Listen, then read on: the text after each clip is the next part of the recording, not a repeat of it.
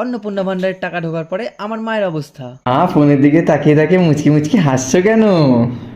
টাকা ঢুকে গেছে। টাকা ঢুকে গেছে? হ্যাঁ, বল আজকে কি খেতে চাস? তুই যা খেতে চাইবি তাই তোকে খাওয়াবো। আজকে বাইরে থেকে কিছু কিনে তোকে খাওয়াবো। বল তুই কি খেতে চাস বাবু? তোর বাবাকে বরং ফোন করি, বলি আজকে আমি টাকা দেবো। लेकिन ये साला कर क्या रहा है यहाँ पे? বলি আমার অ্যাকাউন্টে টাকাটা ঢুকলো। ও মা, কি করছো মা?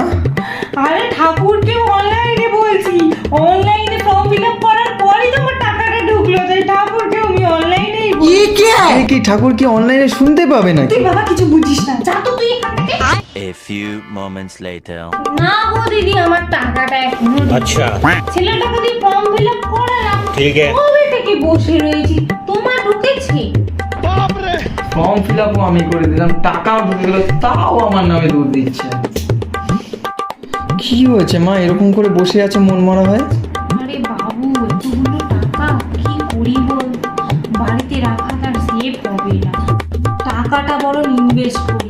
তোর কাছে ওই বিল গেটস না কার নাম্বার আছে? থাকলে দে তো, ফোন করে জানি টাকা ফাঁকা তার লাগবে না।